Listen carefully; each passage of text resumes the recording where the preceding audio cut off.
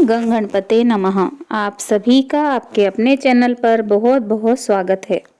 आज इस वीडियो में हम आध्यात्म एवं ज्योतिष में अष्टमी तिथि का क्या महत्व है इसे जानेंगे। हिंदू पंचांग की 8वीं तिथि अष्टमी कहलाती है। इस तिथि का विशेष नाम कलावती है, क्योंकि इस तिथि में कई तरह की कलाएं और विद्याएं सिखाना लाभकारी होता है। इसे हिंदी में अष्टमी, अठमी और आठे भी कहते हैं। यह तिथि चंद्रमा की 8वीं कला है। इस कला में अमृत का पान अजेक पात नाम के देवता करते हैं। अष्टमी तिथि का निर्माण शुक्ल पक्ष में तब होता है जब सूर्य और चंद्रमा का अंतर 85 डिग्री से 96 डिग्री अंश तक होता है।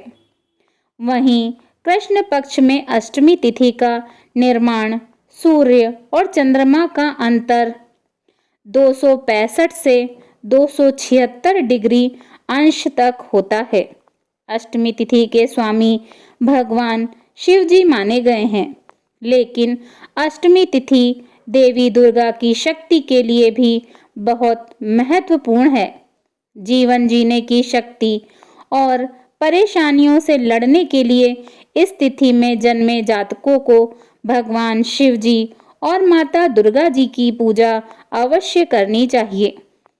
आइए जानते हैं अष्टमी तिथि का ज्योतिष में महत्व। यदि अष्टमी तिथि बुधवार को पड़ती है तो मृत्युदा योग बनाती है। इस योग में शुभ कार्य करना वर्जित है। इसके अलावा अष्टमी तिथि मंगलवार को होती है तो सिद्धा कहलाती है। ऐसे समय कार्य सिद्धि की प्राप्ति होती है। बता दें कि अष्टमी तिथि जया तिथियों की श्रेणी में आती है। वहीं शुक्ल पक्ष की अष्टमी में भगवान शिव जी का पूजन करना वर्जित है, लेकिन कृष्ण पक्ष की अष्टमी में भगवान शिव जी का पूजन करना उत्तम माना गया है। चैत्र महीने के दोनों पक्षों में पड़ने वाली अष्टमी तिथि शून्य कही गई है। अष्टमी तिथि में जन्मे जातक धार्मिक कार्यों में निपुण और दयावान भी होते हैं। इन्हें सदैव सत्य बोलना पसंद होता है। ये भौतिक सुख सुविधाओं में विशेष रुचि लेते हैं। इस तिथि में जन्म लेने वाले लोग कई चीजों में विद्वान होते हैं। इनके मन में हमेशा समाज के कल्याण की इच्छा जागती रहती है। ये लोग किसी भी कार्य को करने के लिए मेहनत में कमी नहीं छोड़ते। इनको घूमना बहुत पसंद होता है। ये लोग उन कार्यों में भाग लेना ज़्यादा पसंद करते हैं जिनमें बल का इस्तेमाल करना पड़ता हो। ये लोग मनमौजी स्वभाव के होते हैं। अपनी मर्जी से नियम बनाते हैं और खुद ही पालन भी करते हैं। आइए जानते हैं अष्टमी तिथि के शुभ कार्य। अष्टमी तिथि में युद्ध, राज प्रमोद, लेखन, स्त्रियों को आभूषण, नए वस्त्र खरीदने जैसे कार्य करने चाहिए।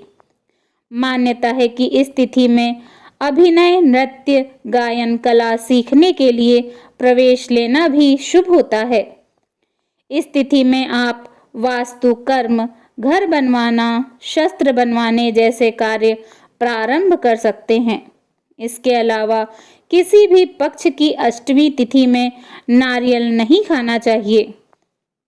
आइए जानते हैं अष्टमी तिथि के प्रमुख हिंदू त्योहार एवं व्रत व उपवास। श्री कृष्ण जन्माष्टमी। जन्माष्टमी का त्योहार श्री कृष्ण के जन्मोत्सव के रूप में मनाया जाता है।